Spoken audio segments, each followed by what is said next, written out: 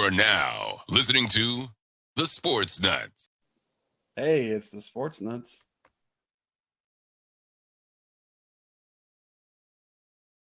Monday through Friday, 5 to 7 p.m. Buy one, get one 50% off drinks.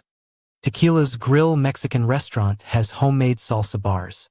They have the most authentic, most delicious, and most affordable Mexican cuisine in town.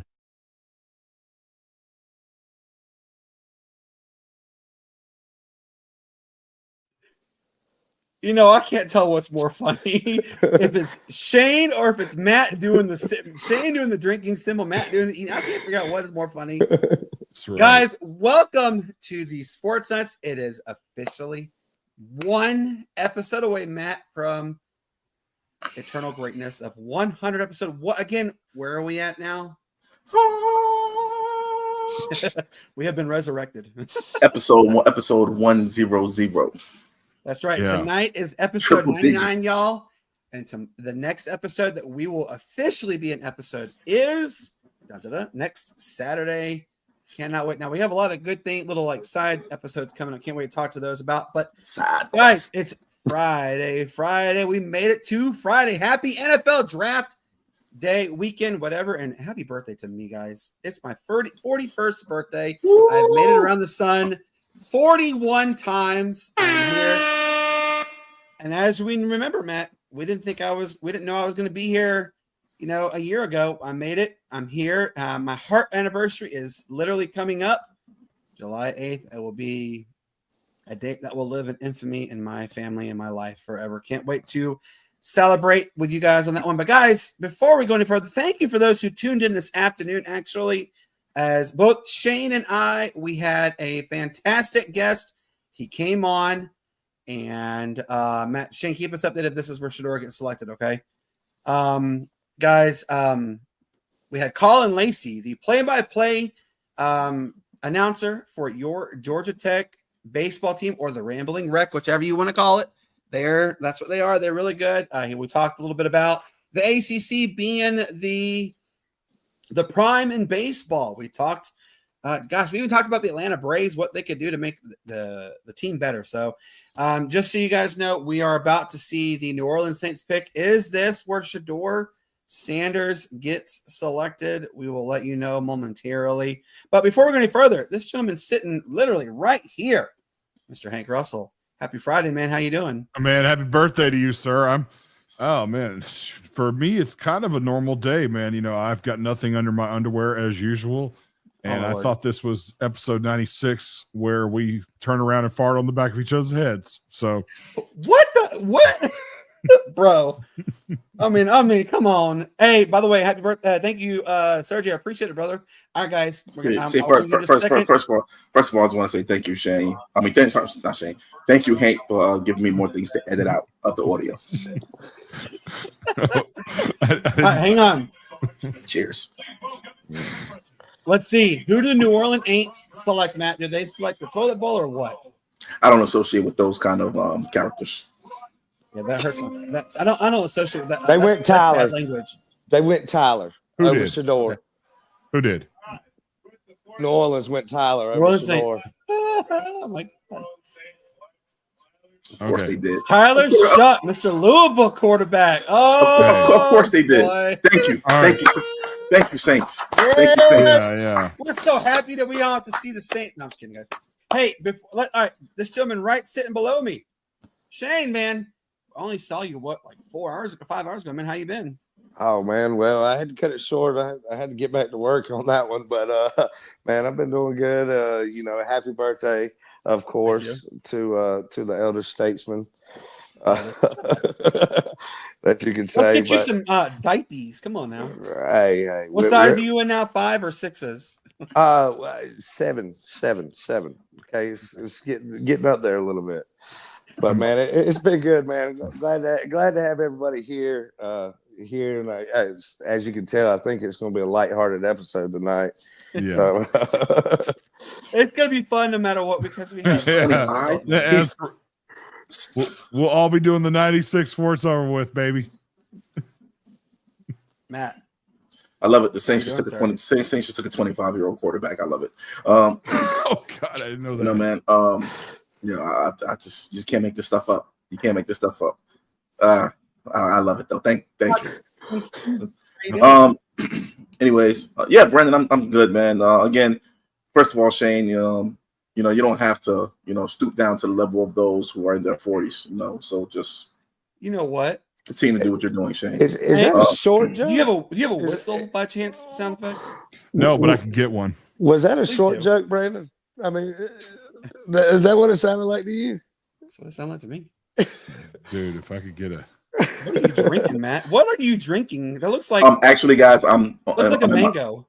It is. I'm in my smoothie craze right now. This is a mango mixed with some seltzer soda. So, what was some lemon seltzer soda? If you look closely when you drink that, when you see him drinking that smoothie, yeah, you can see him slowly turning into a chick.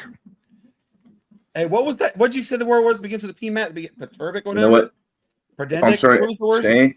Shane, Hank, if I'm turning into a chick, then everything's consensual, sir. That's right.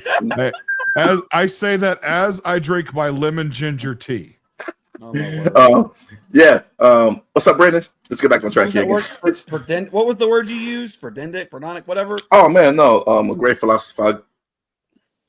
Was that a great philosopher by the name of Peter F. Griffin once said something was very shallow and pedantic. Pedantic. Okay. I believe that was shallow and pedantic. Yes. I remember that episode. Good episode. Oh man, that's great. No, I need to be on the smoothie kick myself, man. Oh man, it's great, man. Just a lot of fruits. No, I know it. That's why I'm drinking lemon ginger tea right now. And just so you know, that will actually help a lot of your sugar level too. So there you go. There you go. There you go. That's right. Put that pinky up, baby. There you go. There you go. I gotta be careful. Him.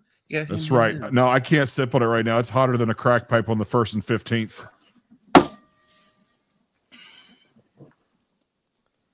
That's pretty hot. I can't. All right, guys, we have a very fun episode lined up. Indeed, Matt's over there rolling. I swear to God. Hey,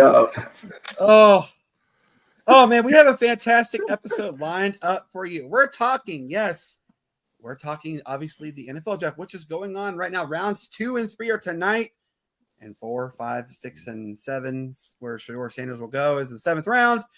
Yes, I said that. We are going to talk a little bit about that because we have had some very interesting selections. We've seen Matt and I's team actually got an A+ rating literally across every sports board there ever was. Atlanta made some of the absolute best moves. And stay tuned because I actually had some inside intel I got to share with you guys. I share with them. Actually, I'm going to share with you guys just a minute. We'll talk about that. And then obviously the NHL postseason is up and running. And yeah, my Lightning are down 0-2 to the Florida Crybabies. The Panthers. We'll talk a little bit about the NHL playoffs. We'll talk about some NBA playoffs. Is this the final game of Ja Morant's season? Obviously, they're down 3-0, and no team in NBA history has come back from an 0-3 deficit. We'll see if it continues, or if Memphis can do something. And people are saying this could be also Ja Morant's final game ever as a Memphis Grizzly. Look, Matt's even shaking his head about that. We'll talk a little bit about that as well. Guys, we've already had this discussion before, but I've got to, it bears bringing up again. I am so done with LeBron James and his little crybaby antics. Everybody know, now I promise you all 26 people watch right now, you know what I'm talking about. We're talking a little bit of peekaboo on LeBron James on that one. Yeah. And of course, guys, I cannot forget to mention, shout out to Addison's team. She is actually playing tonight with the other 8 and under team. Shout out to my girl. She is batting. She is batting .647. She leads the team in RBIs with 12. Yes, my baby is doing fantastic. I am so proud of her. And of course, again, happy birthday to me, guys. Yes, I made it 41 times around the sun. So let's get going into it right now. All right, so I'm going to start with Matt. while we're waiting for the Bills to make the selection. What Shane is a little bit of ahead of us. He can let us know who they went with. But I'm going to start with you on this one, Matt. Mr. Peekaboo himself. Like, come on.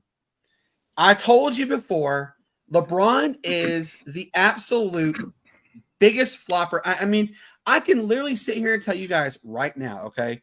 Vlade Divac is that was a silly question. Vlade Divac is sitting here turning in his grave right now. If he were dead, but he's alive. But yeah, Hank does. But I mean, he's obviously saying, LeBron, stop with the flopping. I don't want to hear it. So, Matt, I'm going to ask you: are you tired of? All right. So, who do they select? TJ Sanders, yes. Defensive tackle. All right. So, South Carolina. 2 players off the board. All right, but Matt, you have to admit, right? You're kind of done with this antics, right? Well, look, man. Which one? There's 3. Look at that. Oh man. I say again. Why did you guys delete that first comment? Come on, that was the best. That was me. That was me, man. We're not gonna say the O word on here. We're not gonna say the O word. Oh man. But nah, man. Thanks, Phil. I needed that. Look, man. I look at it as him being strategic. You know, him being strategic, man. I play peekaboo with my daughter. Brandon, stop acting like LeBron's the first person to ever flop. He's not the first person to ever flop. No, but he flops. He has single-handedly ruined the enjoyment of watching a game. Come on, because all he does is he whines and cries. That's overdoing. That's exaggerated. He's still that is a heavy exaggeration. No, come on, LeBron James ruined the game because he's flopped. I've never heard that. The enjoyment of me watching a game, because every game he is on, it is like he's crying, dude. I mean, okay, so tell me this, Brandon. Brandon, tell me this. Back in the early 2000s, 2010s, when he was getting hacked every time he drove to the rim and wasn't getting calls, where were you at then? Where were you at? I wasn't watching his nonsense. Exactly. I have never been, and I never will be, a LeBron James fan. Second greatest player ever lace him up. He was my favorite player in the league for a while. So second favorite. You can hate him as much as you want. I absolutely hate him. Second best. Man, his defensive blocks. But I will say that was funny though, man. That whole little the peak was funny. The peak was funny. Hey, hate him all you want. You still got to respect what he has done. I don't got to respect him. Yes, yeah. Everybody should respect. Everybody hurts. Brandon said it's his birthday. He's not respecting nobody. He's letting it all out today. He's letting it all fly today. He's letting it all fly today. Tell him why you mad, Brandon. What else, Brandon? What else grinds your gears? He's what else burns like my brownies? Like them teeth when he blew out them cameras. Dude, he's madder. He's mad. Man, we got guys. Dude, you do, man. Turning 41 really ticks you off, doesn't it? What burns my brownies is get off my lawn. You're madder than a pervert with palsy drawing lady parts on an Etch-a-Sketch. So, oh my God, Hank, this is another. All right. That's when I think Hank can't get worse. I can't say anything that would trump what he said prior. He said something that trumps what he said prior. Hey man, There's a reason. But I will respect it, Hank. You saying it all while staying within the guidelines of the FCC. Oh, so close. You forget I've got a couple of decades of experience. So let's just be honest here. Between all 4 of us, there's 44 years of media work. I worked 22 years. Hank's worked 22 years, so 44 years. We're whoa, now hold up. See, I got a good 2-3 years in, man. So you don't know about that. Really, what radio station do you work for? Well, that's TV station. Well, that's not fair because you can't. That's not fair because you have to like pay dues that might not be able to pay your bills. Everybody hurts.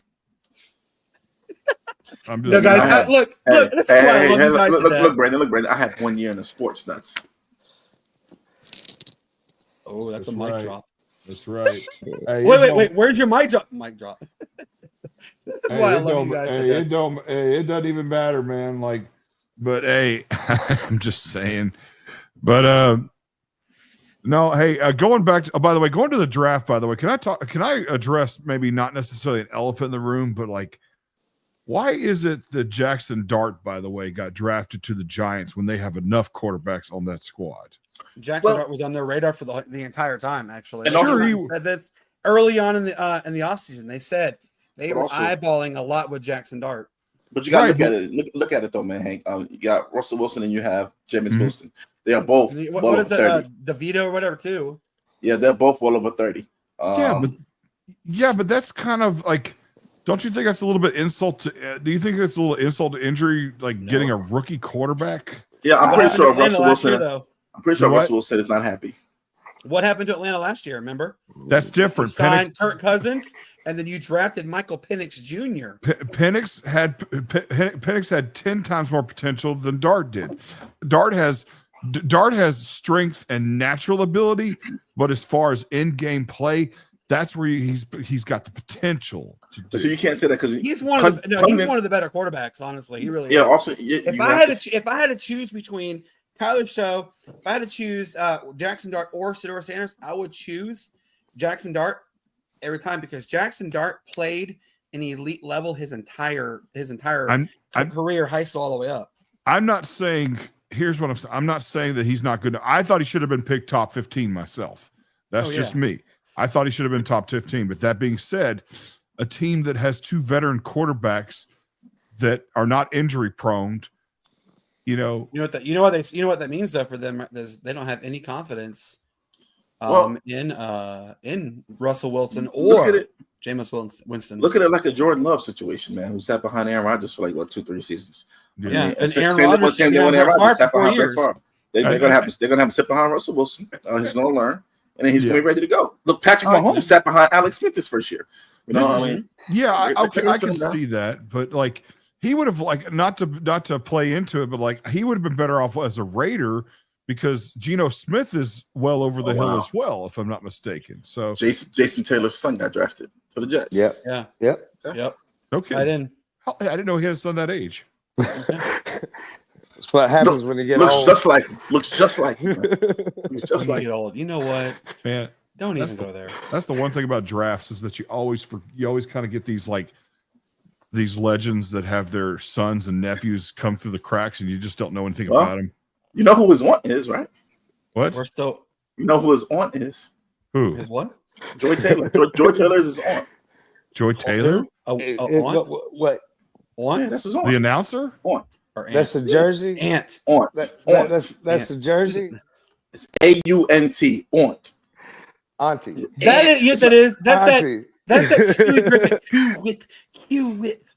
I just say aunt or aunt. The proper. Right. I'm pretty sure. You want to know how I say it? I know how you say it. How I say it? Lover.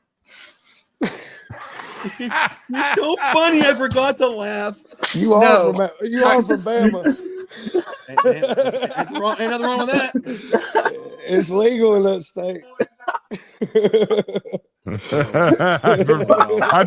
I'd prefer my cousin. I'd prefer the cousin over the.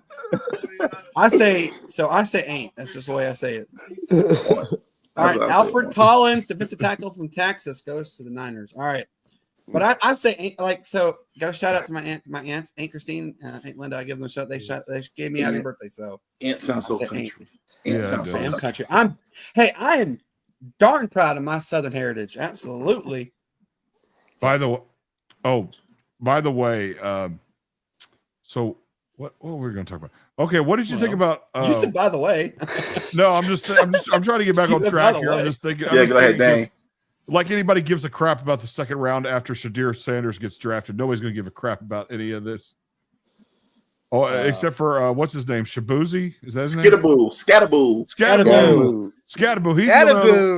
Scattaboo's the only one I care about. I bet you Dallas would be smart. Well, they will select him if Jerry Jones is smart. They will take. That is a Jerry thing. That is a Jerry thing to do in the draft. Yeah, Wait, definitely No, a Jerry that's thing. not a Jerry thing, because if that was the case, he would have drafted Johnny Manziel 10 years ago. it's such a thing. They even went to commercial before they showing the pick. I know, right? And they just did that too. Like it's like commercial, but yeah. All right, so look, let's go back to the conversation at hand that we just talked about LeBron James. All right, so I mean, Matt, you have to admit, right? There is a percentage of you that is getting tired of seeing the antics, right? Well, you got to look at it like this, though, man. LeBron James is still playing like he's the top 15 player in the game, man. He's still giving the game 25, 7 and 7. So you have to look at that in its totality, man. Okay, a flop every once in a while here and there. That's every old, game. Hey, man, old man tricks. When you used to go play ball at the park. Well, I mean, I don't know if he did or not, but the older guys would always try to play tricks to tug at your shorts, untie your shoe, your sneaker. They do things like that. Rodman used to grab another dude's butt all the time. That's what I'm saying, man. I mean, they do things like that, man. So I mean, he's just playing the old man game. But this was absolutely. It was hilarious. I sent that to you. That was hilarious, man. It was hilarious. I saw that on Twitter before I saw it on Twitter, and then you sent it directly after I saw it on Twitter. I'm like, and it was some guy saying, "Look at this clown doing what he's doing with the peekaboo thing." But what about you, Hank? Are you tired of the LeBron antics? Like, do you want him just to sit down, shut up, and play the game still, or do you want all this? Look at LeBron's most memorable crybaby moment was when he jumped up and down like a 5-year-old wanting his way. He got fouled, and the refs missed the call. The refs even came back, and when they did the ref report and said they missed the call.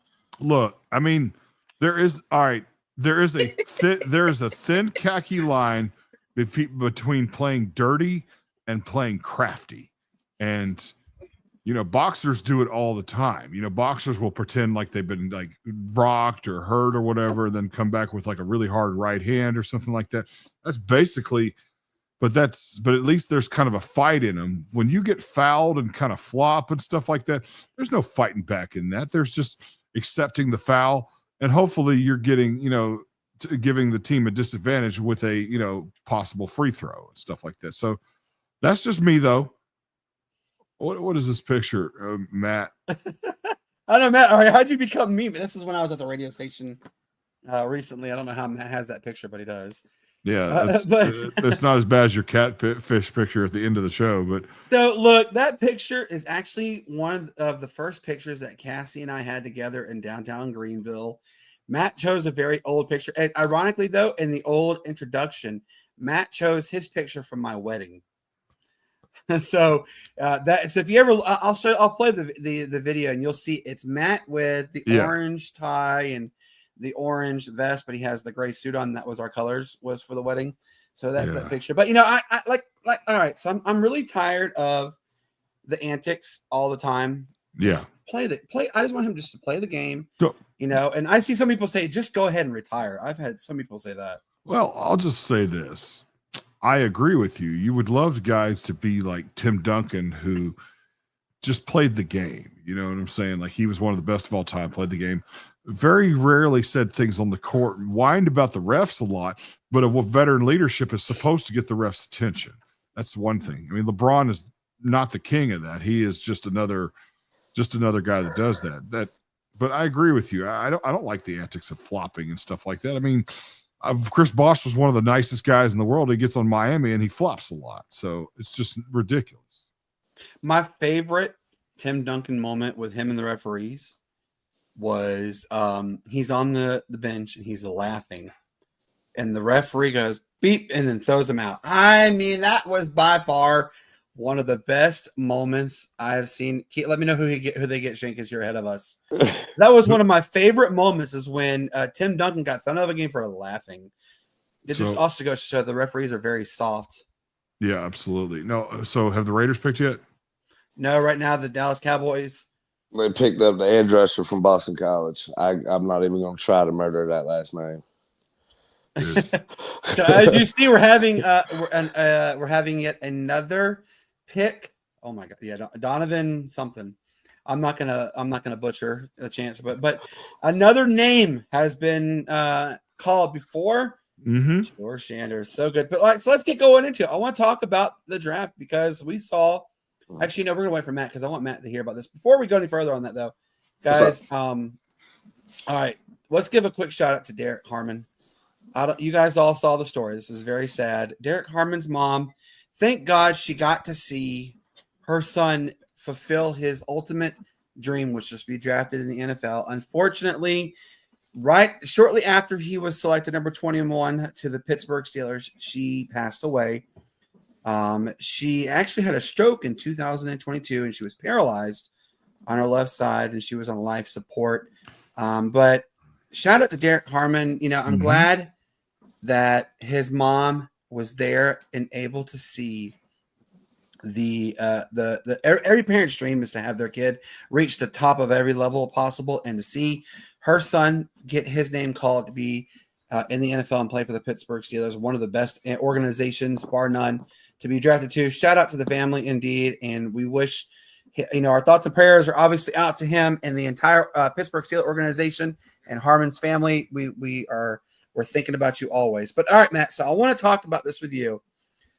We have seen some interesting selections, to say the least, for the first round of the draft.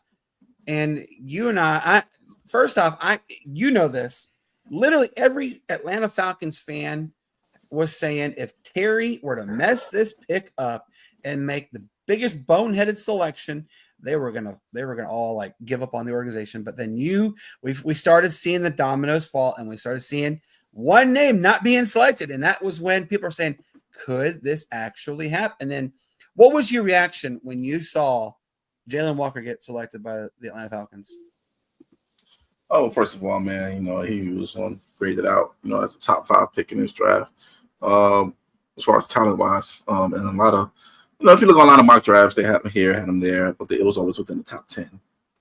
You know, I didn't think he was going to fall to 15. Of course, with the Falcons taking the whole 10-minute time frame for the pick, you thought that they were about to do something outrageous.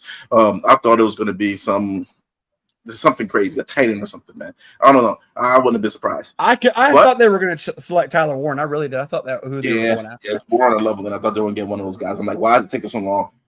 The best player in the draft is like the best player available is sitting right here. Like, what's taking so long? And they went ahead and then drafted him, man. And I mean, you look at it. I guess during my whole tenure as being a fan of the Atlanta Falcons, I've only seen them draft one pass rusher, really. That was Vic Beasley. Vic Beasley, 15, yeah. So, I mean, yeah, and he won 8th overall.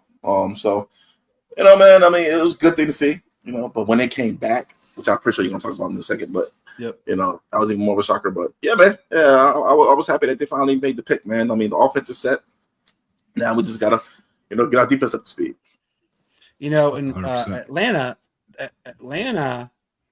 like this, I'm telling you, Terry Fontenot must have had a coming to Jesus moment talk with Arthur Blank. And I know there was a meeting that was held between Blank, Rich McKay, and Raheem Morris, and also Terry Fontenot. And it was kind of like, they're great at this, but you have to, this is the time now. It was probably, I could kind of see, I would love to have been a fly on the wall in that conversation, but I kind of predict it being like, if you mess this up, you better get ready to have your pink slip, because that's what's going to come about. But when Terry, he did great on getting this pick, but then he got back in to the first out, as we hear Lily. I was so excited to know that they came back in. But then I talked to a buddy of mine who's in the NFL, and I asked him, I said, who are they going? He said, they keep getting mentioned Mike Green, and they keep getting mentioned Jason Pierce Jr. were being mentioned into those conversations. And I said, well, I really wanted Mike Green. And everybody says they still want him on the team. But you saw what they did. We got Pierce Jr. You can still trade up and get him.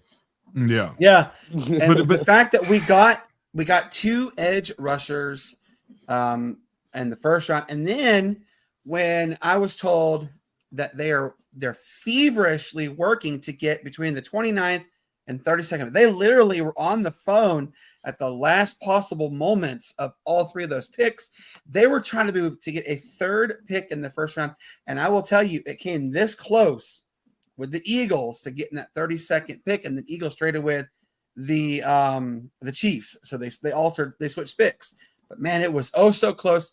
And that just shows that Terry's not playing. He's on his I got to do my stuff right now or else kind of thing. But, I'm excited for what's going on with Atlanta. But then, here comes a pick that people, they're scratching their head, but there's a lot of people who are saying that was a really good pick. And Matt, you even said you're dreading the fact that we're going to have to face him for 10 plus years. It was Carolina. Carolina got one of, if not the best wide receivers in the draft. And some people there, like I said, a not so favorite and popular radio station over here in the upstate said, well, one of their wannabes said that this was one of the worst picks that Carolina's ever selected. What do you think, Matt? First of all, they forgot about this guy named Kelvin Benjamin that they had. Who was Jameis Winston's receiver in college at Florida State. Came in a little overweight. Second year got hurt. The year that they went to the Super Bowl was the year he got hurt, and then came back next year even more overweight. He said he was like 260. Anyways, Carolina's had some horrible, dreadful picks. McMillan, was it Tetoria? McMillan, first game of the season, he had 300 yards. He's 6'5", and he's not a burner like that. He's not, he's one of those big bodies, man. He's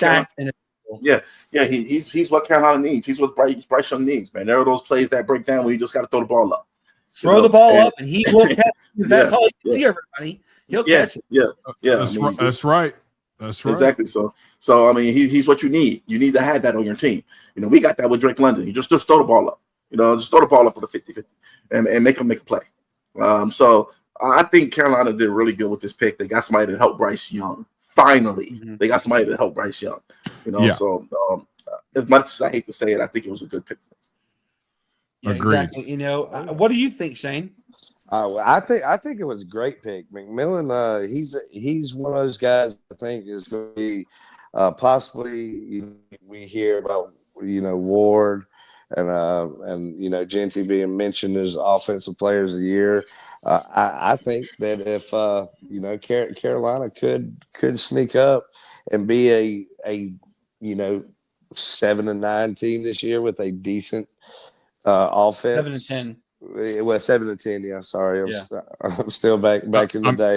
No, we're still having issues about it too. It's weird to say. Yeah, but there's 17 games. But I mean, they're going to have an offense, and with the draft and McMillan, it gives Bryce Young a target on all three levels of the field because he can run all three routes. He's not a burner, but he can still go up and get that deep ball for you and stuff like that. So I think it was a great pick.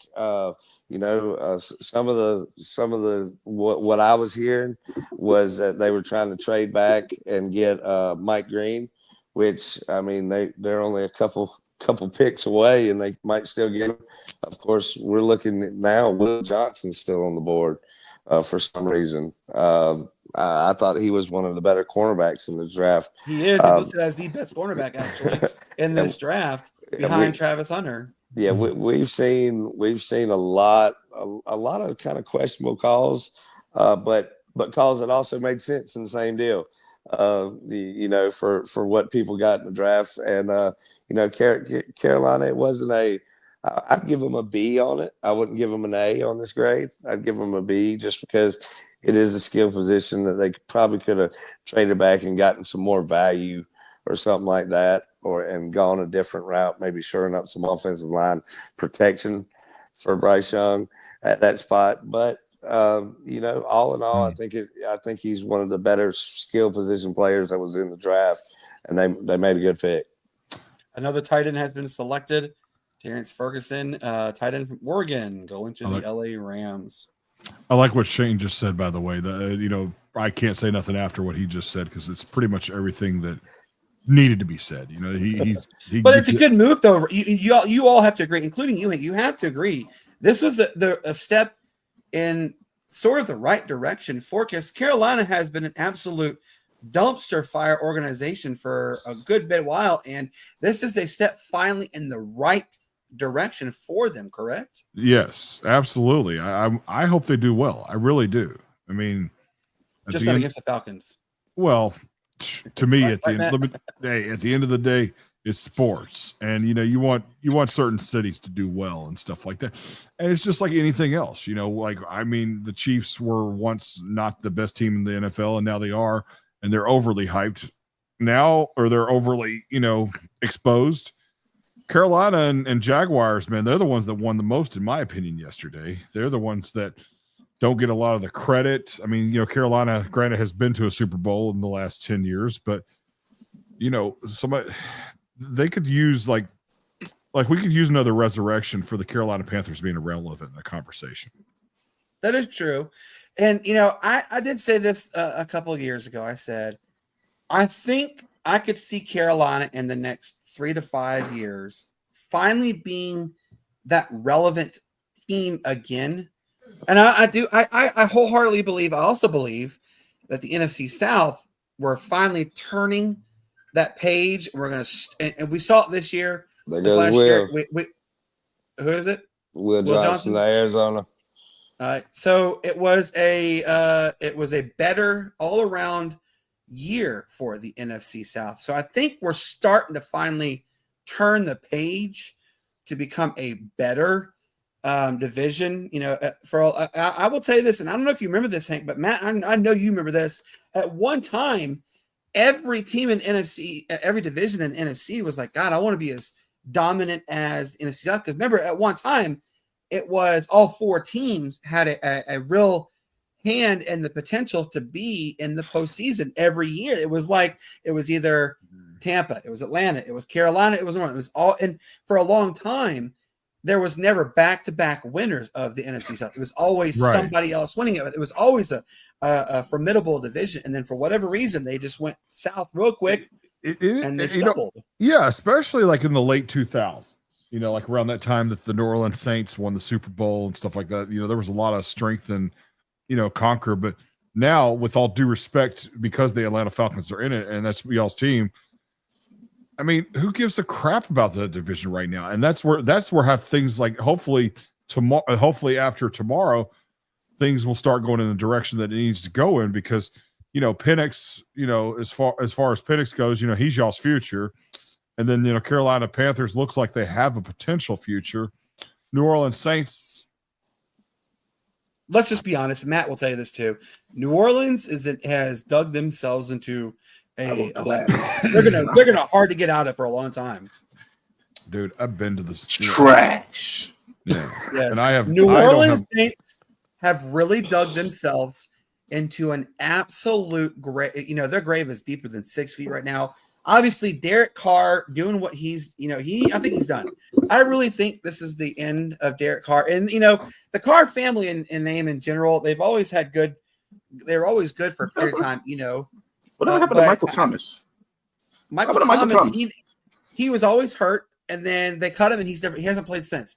He has not been on the team. And last year, every game, he was dogging the New Orleans Saints left and right about them, and then dogging Derek Carr. He even went on this rampage, like trash talking Derek Carr. And of course, Derek Carr, he acknowledged it, but he said, there are certain players who did this, but I thought he was a good player. That's the typical response you're going to get from somebody like that. But sure, the New Orleans Saints, though, they have so much issue with they are in absolute cap hell right now. And then it is a legit term. They're in cap hell because they have to dig themselves out of the hole from all the past dead money space that they have.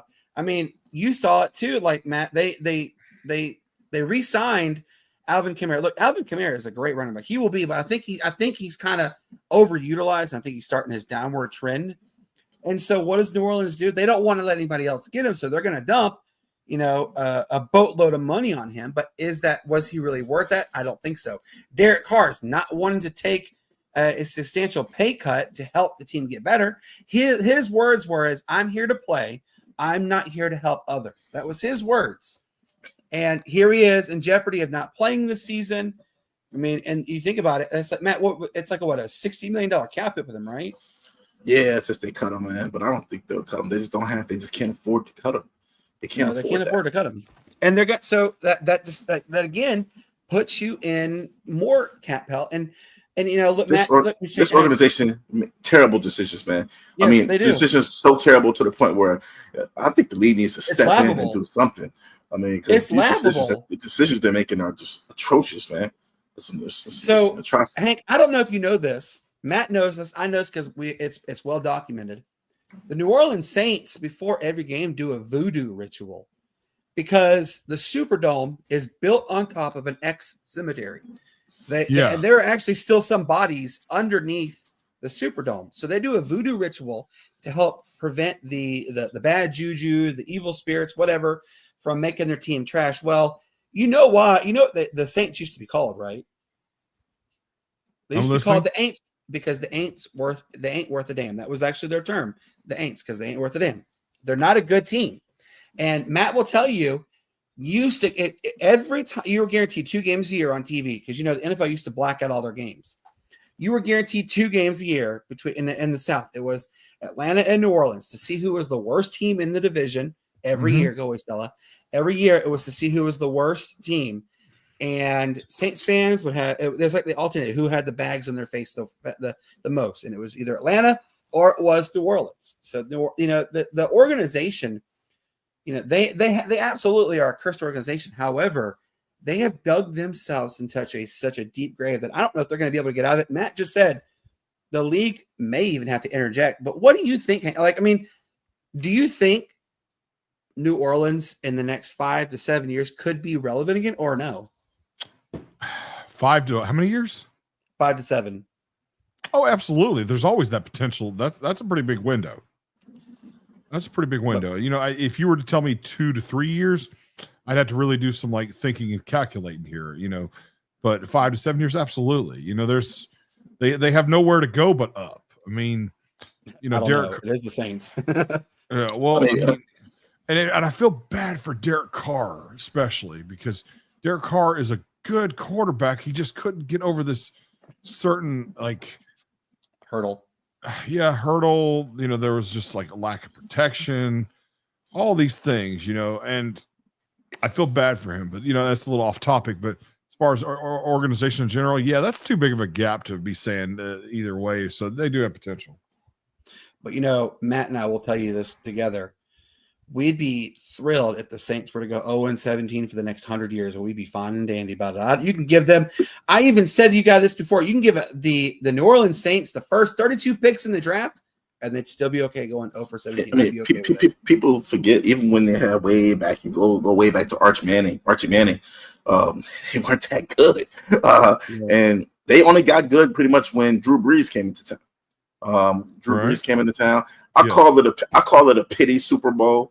I call it a pity Super Bowl because Katrina happened, so I call it a pity Super Bowl. I'm sorry, it just is what it is, But at the end of the day, man, I mean, they just haven't been good without Drew Brees, man. No, they have not. No, they haven't found that answer that they need to have. The only reason Drew Brees went there is because Nick Saban didn't want him in Miami. That's the only reason why Drew Brees went there, because he was trying to get to Miami. Remember who did Miami get? They got Dante Culpepper, and how'd that work out for them? Yeah, exactly right. Yeah, nobody's perfect, but yeah, no, it's a little ridiculous to, the whole organization is a dumpster fire. I hope that they.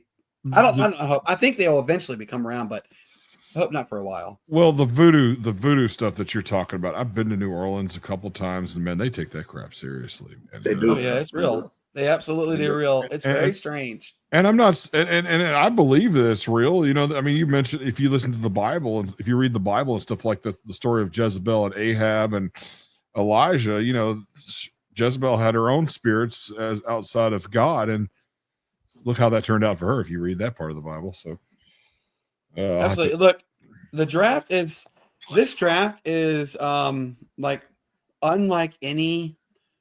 any draft we have seen, and this is coming from Ryan. So Ryan, Matt, I don't know if you heard this as well. Ryan Clark of ESPN said yesterday, this is about to be the absolute most stacked draft as far as defensive players go in NFL draft modern day history, and it absolutely is real. This draft is stacked left and right with solid defensive talent. And the Bengals are actually about to make the selection. Dude, come out with a cowboy hat. I love it. But all right. So I got to mention this to you real quick before we go any further. Carson Schlesinger. Did you guys happen to catch the backstory on this dude? No. Which one is he? he was the first pick in the second round for the Cleveland Browns. This dude graduates in 2 months. You ready to hear this? This is absolutely, if he is not making it in the football, he has got a fantastic career ahead of him.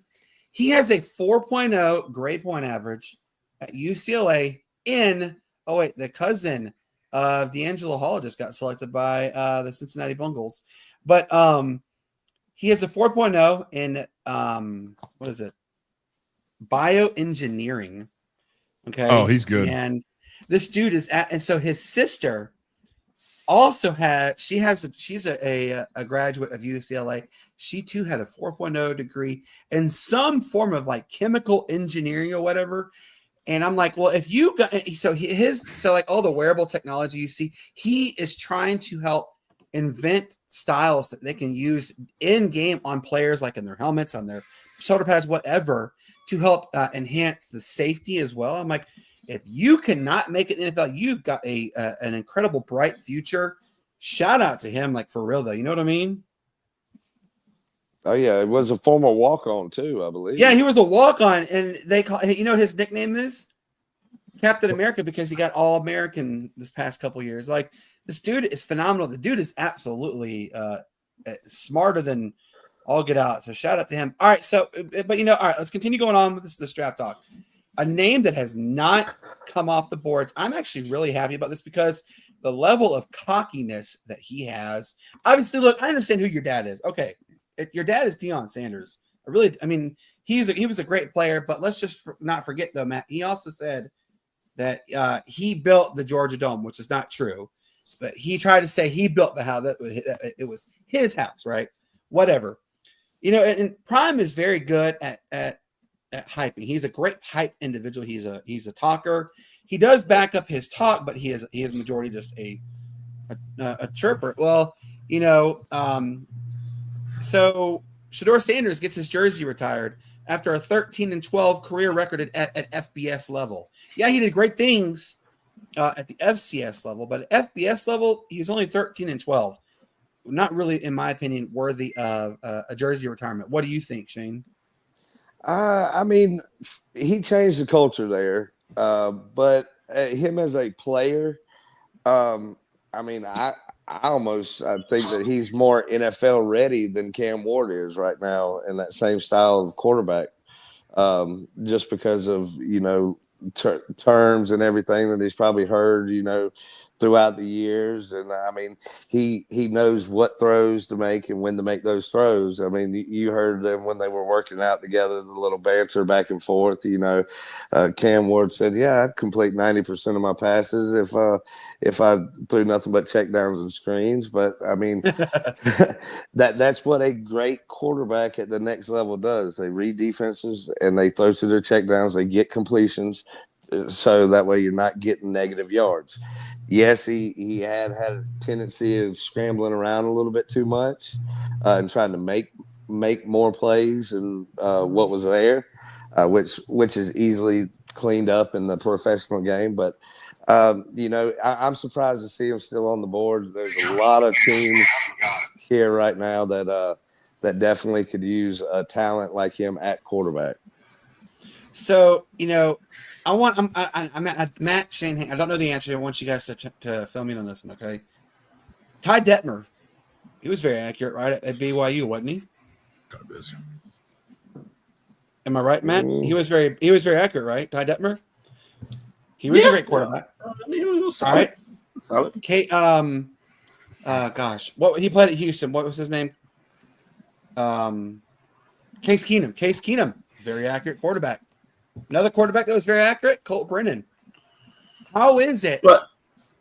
Timmy Chang, very accurate. Nick Rolovich, very accurate. Let's see.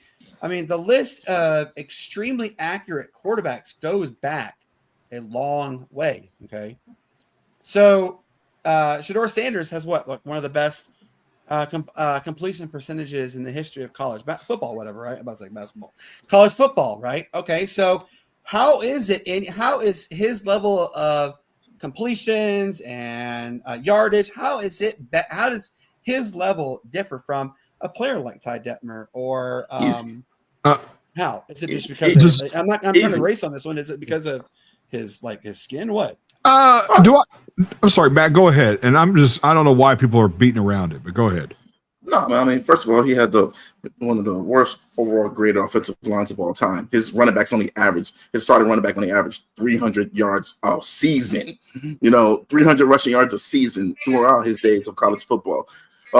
He had no time in the pocket, yet he was still accurate and able to deliver accurate balls when he threw it. Teams knew they were throwing. They knew they weren't running, and he was still pick apart their defenses. I'm not going to sit here and say he's the best quarterback in the world, but he's definitely worthy of going into. He definitely should have won first round this year. But so I get it. Colt Brennan though. I get it. Colt Brennan. It's Deion. He led all the league. That's what I'm. Okay. But it's Colt Brennan. But Brennan had limitations. What about Case Keenum? More so, it's because he's Deion's son, man. Dude, it's frustrating hearing y'all do this. Matt, you're dancing around it. Brandon, you're dancing around it. They don't like the guy because he reminds them of a thuggish hip hop artist. He has a 15-man entourage everywhere he goes. Big chains. He got the big chains. When he talked to Brady. Necklace. No, dude, when he talked to Brady a year and a half ago, Brady said, or he asked Brady, while his dad's on the air with him and stuff like that, hey, is it okay if I have a chain and cars and all this stuff? And Brady said, you need to worry about your butt getting in the film room. You know what I'm saying? That's why these guys, y'all can talk all this stuff on that is such dancing around the actual truth, because that is such bull crap. He's a good enough. If Arch Manning had the same stats, he'd be drafted in the first 10. Okay. So I know, but I want to ask though, Case Keenum, the dude, there are still records to this day that nobody will ever break of Case Keenum's. Okay. Why wasn't Case Keenum in the top 10 picks? He was the fifth rounder. Matt, was he fifth rounder or was he even drafted? I can't remember. Because he probably wasn't good enough. He was drafted, but he was very good. He couldn't make Case Keenum couldn't make all of the throws, man. He really couldn't, man. He couldn't make those tough over-the-shoulder throws that you had to make in the NFL, man. He couldn't make those throws on a run. He couldn't do those. If he was just in the pocket, yeah, but he was not coming out that pocket. He was not leaving out that pocket. Let's also let's go and look at University of Hawaii Colt Brennan. Colt Brennan, he was the most accurate quarterback that came out, right? He was drafted in the 6th round by the Washington Redskins, and the entire preseason he played, he completed 85%. And what did Carolina select? They selected an edge out of Texas A&M. All right, so look, Colt Brennan, he completed 85% of his passes every preseason he played. And the one regular season game he played in, he completed almost 100% of his passes. Granted, it was 10 for 11, but still, that is phenomenal. Colt Brennan had an arm. He could gunsling it. He could throw it over the head. And people will tell you left and right, Colt Brennan will forever be one of the most recognizable names you will know in college football. Unfortunately, Colt passed away a few years ago. But let's not forget Colt Brennan. Well, wasn't there a car accident or something where he had a brain injury? I'm pretty sure that had a big his brain injury happened. Well, no, his brain injury happened actually when he was cut out of the NFL. He was going into the Arena Football League with the LA Kiss, and they were literally 2 weeks away from starting their season. And he got into a horrible crash and suffered a traumatic brain injury. And that was when he had to, unfortunately, retire from football altogether. But he was favored to be a high school coach. He was actually being talked to about joining the University of Hawaii as a quarterbacks coach. And then, unfortunately, drugs and alcohol really came back into his life. And he did unfortunately pass away. His number is retired. It's the only number in the University of Hawaii that has ever been retired. Number 15 is retired. Colt Brennan was a legend. But let me just ask you this, to point blank, and I don't care who answers this question. If Shedeur Sanders' last name was not Sanders, does Shedeur get drafted in the top 10, or is he even mentioned as a potential top 4, even in the pick in the 4th round? No. I don't care who answers. I'll answer this because no, it doesn't matter, because character has a lot to do with it. And I got news for you. These owners, that have heads on their shoulders. They see the behavior that he does. He's not like a troublemaker or anything like that, but it just screams incompetence. Okay. I don't care who you are. Same thing with Johnny Manziel. Johnny Manziel was going to be this like all great football player and stuff like that. And then people get surprised when he gets drafted at number 22 or something like that. They're probably thinking, just because this guy's flashy and he has, and he's charismatic and stuff like that, I'm automatically going to draft him and make my organization popular. No, they're thinking long-term, baby. Absolutely. I agree. And there is a lot of franchises that are win now. Yeah, well, people are afraid to be called racist because of what I said. The people are going to say I'm like, dude, character has a lot to do with it, sir. I'm telling you. I wish I had the character in my 20s that I do now to do a lot of the things that I could do that my body could physically do at the time. Because I'm telling you, character has a lot to do with it, and it really irritates me whenever they use cop out and stuff like that, anything. Now, nowadays, it's so even keeled amongst every position that sort of like excuses out the window now. So, I agree. And to piggyback off of Hank though, real quick, man, just real comment quick. To piggyback off of Hank, man, he's quarterback. He's not a wide receiver. He's not a cornerback. He's not a middle linebacker. He's a cornerback. He's somebody that has to lead your whole team. He has to lead your team. So when teams are drafting quarterbacks, they're looking at that. If you come off as smug and arrogant and making it seem like you're not going to listen, they're not going to draft you. That's part. That's part of the reason hurt him too. Also, as well.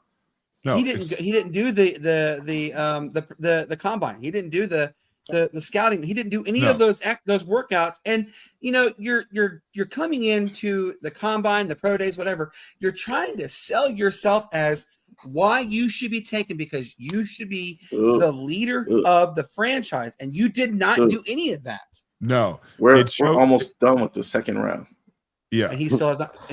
He's not been selected yet. No, and that's done with the second round. And that just goes to show you how much paying dues means to these organizations nowadays, and they're getting wise about this stuff. Sure, absolutely. it would be the safe thing for the ticket sales or whatever for any organizations to pick him up. But I got news for you. Long term, I would see this as another Johnny Manziel, uncoachable, you can't tell him nothing, smug, like a hip hop artist. I don't care what anybody says. Hip hop artists are smug. Okay, do this and stuff like that. Those are the ignorant ones, man. You got some hip hop artists that are actually where's the exception to the rule to that behavior? That's what I want to know, because they're most of them are nowadays. Like, I mean, Kendrick Lamar and a few others are exceptions to the rules, but the older ones, you got the younger ones are the ones that are just doing that. But I mean, it's unfortunate, man, because he has talent. He's a good quarterback. It's just fact is playing. And Shane, you mentioned. I mean, Hank, you mentioned about him putting butts in the seats. Well, I got something to tell you, man. I don't think any NFL organization is really hurting like that for money. They're all making money. So they all are. They don't need him. They don't need him. He needs them. They don't need him. That's the thing. I want him to do good because he's Deion's son. Any team that he goes on is automatically popularized in jersey sales alone. Okay, I want him to do well. I'm just giving this reality check. Hey, look, if he doesn't go to Las Vegas here in a few picks, man, he's not going in the second round. Yeah. So I want to tag on this somebody trades up for him. Somebody's got to trade. So I want to tag on this too. It'd have to be like a 7th round or something. Tyler Show, whatever. He was the 4th best quarterback in the position. Yeah. And he at the quarterback, and he got selected above Shedeur Sanders. So that should also tell you teams are like, why they don't want that kind of drama. Also, man, these owners talk to each other, man. They talk. Oh yeah, they absolutely. There's a certain area where Shedeur is going to be draftable. There's going to be an area where Shedeur is going to be draftable for him. You know what? It may not even be ownership. It could be general managers and stuff like that, because a lot of general managers have vested time in the game. Most owners, I mean, how many owners are there that don't actually have a business? You know what I'm saying? Like Jerry Jones is probably one of the few that actually has the business is football sort of thing.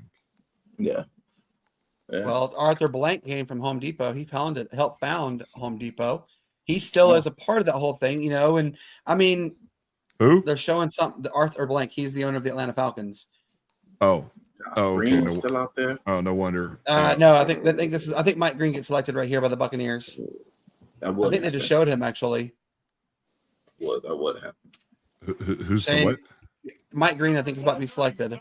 First round kind of player. What about Shabuzi or whatever his name is? Scatterboo? Scatterboo. No, he's not let's see. Who did the Bucs select? No, Benjamin Morrison. That's a good pick, though. He had a high grade on him. Well, and so Field Yates said this too. He said he had a lot of high grade draft marks for players, and they were going to be most likely be taken later.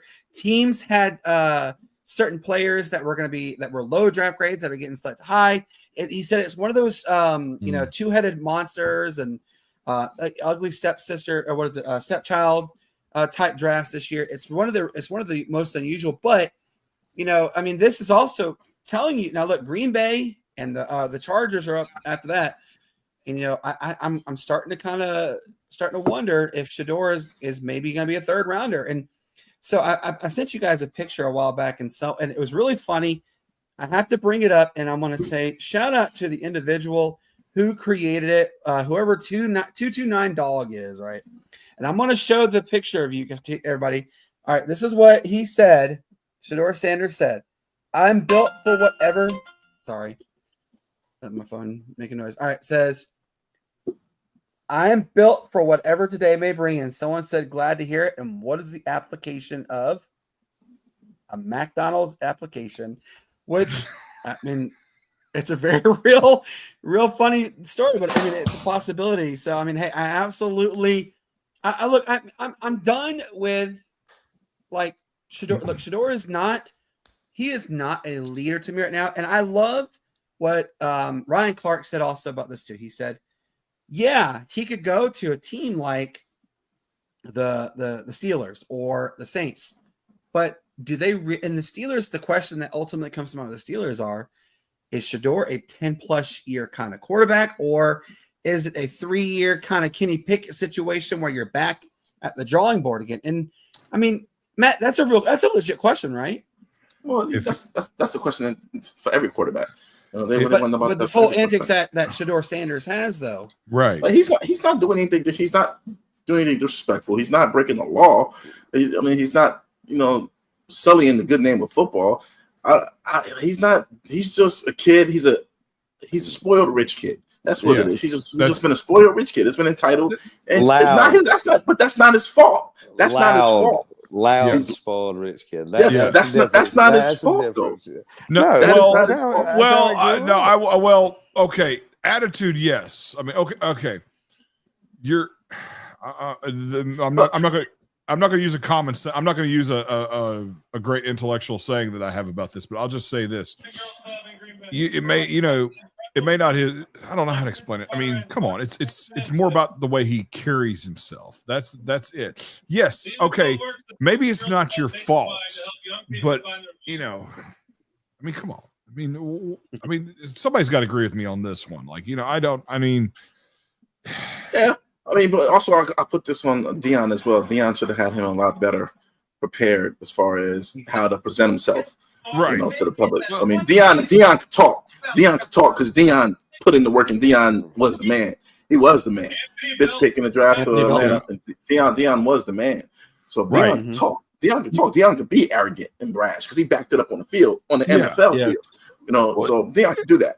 It cracks me up when I see these guys like they dress in these like. They dress and act like, now he doesn't act like a thug, so to speak. He's not really he's not overly. How do thugs act, Hank? How do thugs act? I love that Matt just asked that question. like hip hop artists do, man. How do hip hop artists act? Well, let's see. They brag. They brag. That's a big one. I hate that. Bragging is a big one. They. Like you could tell Shedeur Sanders, he's not like a drug addict or anything like that. So he doesn't do drugs. He doesn't talk through his nostrils, and he's a let's see. And you know, Shadur Sanders is actually a pretty good kid. He's just a little bit too doesn't take the game as seriously as he should. Oh yeah, no, he doesn't. Absolutely. Hey, I want to give a quick shout out though to Warren Moon, by the way, guys. Y'all know what he did for Cam Ward, correct? What's that? Yep, He gave the blessing. He gave his blessing. And so look, for those who don't know, Cam Ward he was a 0-star recruit. He played at Incarnate Ward, and he had a lot to really overcome.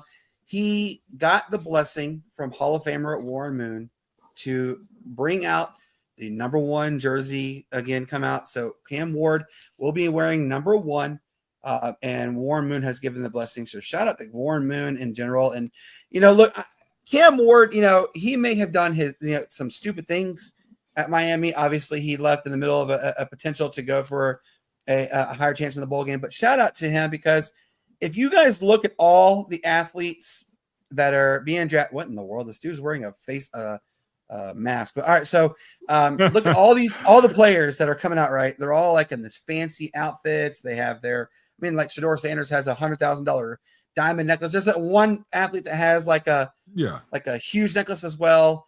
And Cam Ward just came in a basic outfit. Shout out to him for that. Yeah.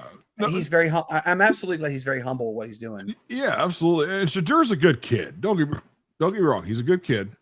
It's just you got to make sure you got to dress for the job. You know what I'm saying? Sort of thing. I'm not even talking about physically. I'm not talking physically. I'm talking about the way you carry yourself. You want to be the guy that, you know, like if you hire somebody and you get this vibe off of them, like, oh, that he's going to always be late to work, or he's always going to party a little bit too hard during days where there's practice the next day and stuff like that. And that's how Manziel was. You know, that's what that's how Manziel was. You know, and did you ever see the special on him? Johnny Manziel came out and said he never took it seriously. And he actually didn't know the majority of the playbook. And when he would do practices, he would even ask the coaches, how do I do this route? Because I don't know it.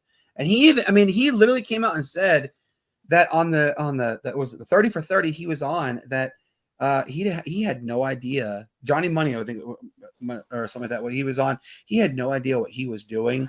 And, you know, that's kind of the realm that I could see Shadur Sanders going down that way is, you know, yeah, he'll come in thinking, oh, because my dad is XYZ, I automatically would know everything and blah, blah, blah. And you get, and like, I told you guys before, and I even told our good friend Jason, who plays at the Tri-City River Gators, you know, every league is different with their playbook, but the NFL playbook for an offensive quarterback, I kid you not, is this thick. It's a ton of plays.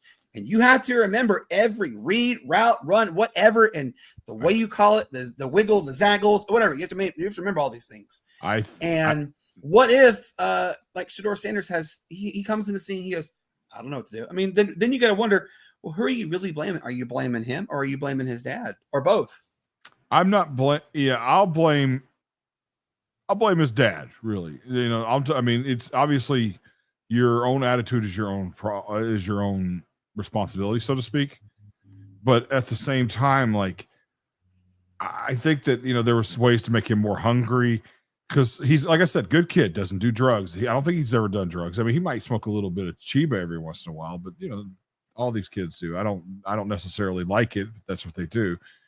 But it's not like Johnny Manziel, who was on hard drugs while he was in high school. Yep. Pretty college much, and pro. Yeah, exactly. And, you know, and went on natural ability. I saw those games, man. I saw Johnny football play. That was natural ability. Okay. And then the pros come around and you can't do squat. Played for the Memphis, you know, we've had so many organizations here, and it's not even funny, but, you know, he played in Memphis here. I saw the games here, and it's just, you know, didn't do jack here either. You know, it's just, you know, but some people can be phenomenal quarterback. I mean, phenomenal college athletes, and they are absolutely trash in the NFL. Jamarcus Russell is known as the biggest bust in NFL history. And to me, I alternate between Jamarcus and Ryan Leaf. I think Ryan Leaf is the absolute biggest bust ever known to man. But see, here's the thing. People say about Jamarcus Russell. But the difference between Shedeur Sanders is that I believe that Deion has coached him up to know that there are no excuses, right? I saw Jamarcus Russell's interview about a year and a half ago on the Pivot podcast. This dude's in his early to mid 30s and still doesn't take responsibility for anything that he did. You know, he also stole that $75,000 donation check. So that he got arrested for it. Yeah. So the high school that he was coaching at, somebody wrote a $75,000 check, and Jamarcus Russell, it was going to pay for like their uniforms, gear, everything. And Jamarcus Russell cashed the check, and he didn't think he was going to get in trouble. Well, I mean, you know, all the fingers are, you could literally hold a neon sign right there because it's going to tell you you're in trouble. But Jamarcus Russell, you're right. He never accepted responsibility for anything. And he was that way at LSU.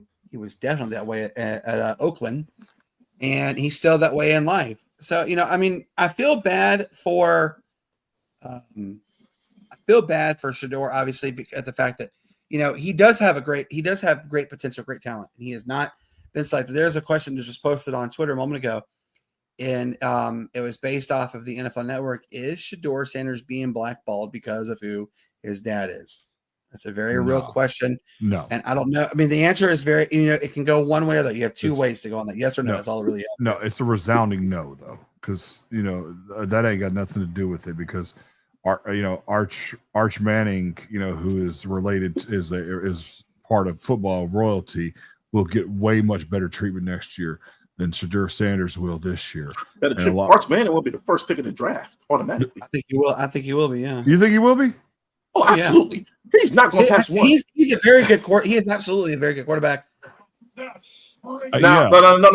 Is he deserving of the number one pick? No, he's not. He's That's not. what he's I'm getting. He's deserving of top 10, though. Yes. But because of his last name, he will be the first pick in the draft. Because of that's what I'm saying. So it has nothing to do with Deion, so to speak, and his legacy. Because if that's the case, man, who didn't like Deion Sanders? I mean. I hated him when he left. The GMs and owners, they don't like Deion. The people that are I hated him even though they go to the Niners. The ones that are making decisions tonight.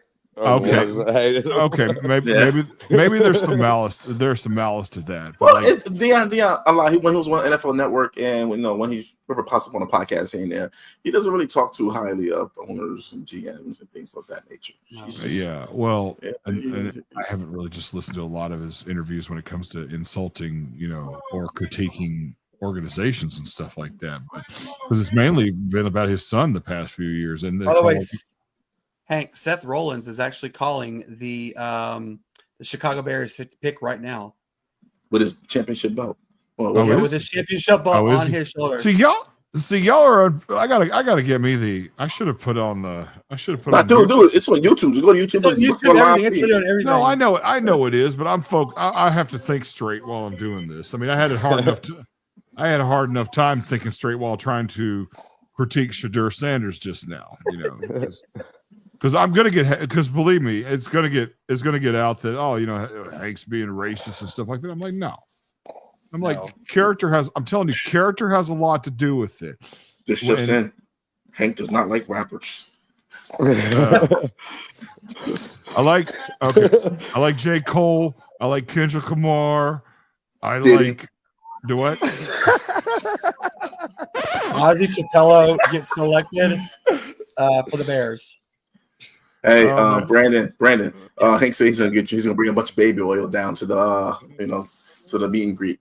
Yeah, that's right. No, you think? Hey, I told you I'm not. Did he rage in this one? I told you I'm not wearing anything underneath my underwear. Just imagine when the baby oil comes in. Bro, come on now, really? What in the world, dude? Oh, it burns my brain. Oh man, just imagine yourself like. Hank, you're on a roll tonight, man. I'm gonna have to blank out. I'm gonna have to blank out so much audio from Hank today. The whole episode. I'm gonna slip right in, baby. Oh my word. Okay, gosh. That's gross. Hey, real quick, did you guys happen to hear about this Arenas player got into Elijah Arenas is officially he came out of the coma. Good. Now, is that David Arenas? Is that one of his? Is that his son? So that dude, his son. Okay, so his son was the #1 player in his class. He reclassified to come out this year, and he's the top 10 player. Elijah Arenas, he committed to USC. Elijah Arenas, I have no doubt in my mind that this kid will lead the league in scoring at some point within the next 10 years. He'll lead the league in scoring. Dude's a bucket. Dude is a bucket. Probably a better bucket getter than his dad, man, to be honest with you. But dude is a bucket. So what happened was he was in a cyber truck. I don't know if it was 4 a.m. in the morning. He must have been going to training or something. But I saw some video of it. He hit a fire hydrant and then hit a tree. And in the video, you see him, the puddle of water. Well, he couldn't get out. The car was on fire. The cyber truck was on fire. And he couldn't get out. So innocent bystanders came back and helped him get out. So you see him on the ground, just rolling he's rolling in pain, and he's rolling in the water that's on the ground. He's just rolling in the water, no shoes on. I mean, he's just rolling in the water. It's weird. But they had anytime you inhale too much smoke, hospitals have to put you in the coma in an induced coma just to make sure your brain is good. Yeah. So it's not like you needed to go coma, but hospitals do that if you inhale smoke. That's protocol. I didn't know that. They have to put you to sleep if you have smoke in your lungs. Yeah, just if you inhale too much smoke, then they have to put you in a coma. They have to make sure your brain is okay. You can die. I didn't know that. That's interesting. Yeah. So. But it's not like they had to put him in a coma. And I can tell you, which we'll probably talk about it here in the future, but that class that's coming up, that's got his son, it's got Kenyon's son, the Boozer twins. Yes, that will be a NBA All-Star team in just a single class coming out. AJ DeBanta, from father-son stuff, not just anybody else. Yeah. I mean that's how good these guys are. Dang. It's gonna be crazy, Brent. Let's see, who does Detroit select? Shedeur Sanders. I will laugh. That'd be a slap in the face to Jared Goff. I think Vegas. I think Vegas is gonna get him. I think Vegas is gonna get Shedeur. Yeah, I think Vegas or Cleveland. I see Vegas or Cleveland getting it. Vegas is next. All right, come on, make the pick. They have drugged this thing out for a little while longer than what they should have. Yeah, go ahead and let this man get drafted. Y'all stop playing. Goodell put the word in. So tell him it's okay to draft Shedeur now. Jesus, man. Enough is enough. We need to make sure our viewership is up to the third round. Yeah. It was Tate Rutledge. Georgia has been selected by the Detroit Lions. Vegas is next. So we'll say that. All right, guys, look, we've had a fantastic show in general. Hey, by the way, this gentleman right here, Avari, you need to send me a private message. You did win the prize back. You said Miami was going to win and Memphis was going to win, and they both did. So you did, and you're the only one that comments. So you are the prize pack winner. Message me. Message or Matt or Shane or Hank. Message any one of us. Get us your contact information. We'll send you. It is a Sportz Nutz prize pack. It is a drawstring bag, card decal, a keychain, a sticker, and little other things in there. So we have. But you are going to get a prize pack for commenting on that one. All right. So he said, "Hell yeah!" All right. So we had a really good show. For those who did not tune in earlier today, Hank, he said you have his information, so let me know what it is so we can get him. I'm not sure who that is. Let us know who you are so we can send the information. He said it's Johnny. Oh, Johnny Elson? Let's put the whole government out there, huh? Is that Johnny? Is that you, man? Johnny Elson? Oh, all right. So here's what I want you guys to know. Also, is he's not answering. Shane and I got lucky to have a fantastic guest come on earlier today, Mr. Colin Lacey, the play-by-play. He said, "Yes, that is." He was it's the play-by-play announcer for your Georgia Tech Yellow Jackets, or the Rambling Wreck, whatever you want to call them, for baseball. They're having a phenomenal season. We were really honored to have him come on. We had a good 15-minute conversation with him. Go and check out the video. It is on our YouTube page at the Sportz Nutz 176, on our Facebook and Twitter. Everything it's on there. We have it on there, so it'd be really good. We also have a new short that's come out. Gerald Riggs is letting us know what importance it was to him wearing the number 42 in sports. All right, Shane, who gets selected here? I'm not sure. Yeah, that he's just talking. Yeah. So, if this is, we'll let you know. Steve Wozanowski. Let's see if this is Shador's pick. Jack Beck. Oh. So, guys, we have a lot of things going up for you coming up. Obviously, we will not have an actual episode for the until Saturday's episode, which is the 100th episode, which will be our live on location. But we actually have on Tuesday, we have a current professional athlete who plays. He is a pitcher for the Columbus Clingstones. He will be joining us Tuesday at 11 a.m. Yes, that is the time he had because of the schedule. Now, this gentleman is he is slated to be called up at any time to go in at or even Atlanta. For those who don't know, the AA affiliate of the Atlanta Braves is the Columbus Clingstones. I'm not going to tell you the players because we want you to be surprised on that one. And then Wednesday, this just broke yesterday. The athletic director of the University of Clemson is joining our show Wednesday at 11 a.m. It will definitely be me, but it might be one of them as well. One of the guys joining as well to talk with Graham Neff, the athletic director of Clemson. So make sure you guys tune in for that one. We are eagerly excited about it. And we might, I'm not 100% certain, Matt, Brandon Leak is going to let me know if he's going to come on Thursday. If he does, I'll let you know if we have an episode on Thursday. If not, we will see you guys absolutely on Saturday. We will see all of us here. So guys, as we always tell you, thank you so much for tuning into tonight's show. We had a lot of fun with you. We hope you guys enjoyed it at the radio station, Tiger Nation Nut Live in Texas.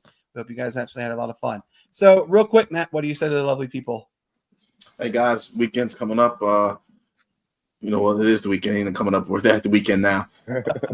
Be smart out there, guys. If you're gonna partake in this, do it at home. Just do it at home.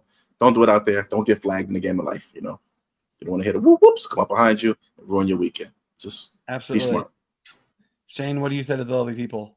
Oh yeah, as always, man. It's been a pleasure. I'm gonna fix and go watch the rest of this. Maybe see. Hopefully, somebody will wisen up and draft Shador at some point. But Falcons in a third. Don't say that. But either way, peace, love, and bacon grease. Peace, love, bacon grease, indeed. All right, Hank, what do you say to these lovely people, sir? Hey, man, y'all could be doing anything else on a Friday night and during the day and during your days, man. Like, thank you for joining us. This has been a pleasure. We've had fun tonight. We've had intensity. We've had it all. So thank you. Absolutely. We had a lot of fun with you. As we always tell you, we will see you guys. If we don't see you on Tuesday or Wednesday, we will see you Saturday, May the 3rd, next Saturday at a 100th episode live on location at Tequila's. If you want to come out and join us, please do. We're giving away t-shirts, merchandise, and more. As I always tell you, peace up, A-Town down. Greatest sports day there ever was. You guys have a wonderful, wonderful weekend, and we'll talk to you soon. Until then, enjoy this lovely outro that our good friend Matt has made. Good night.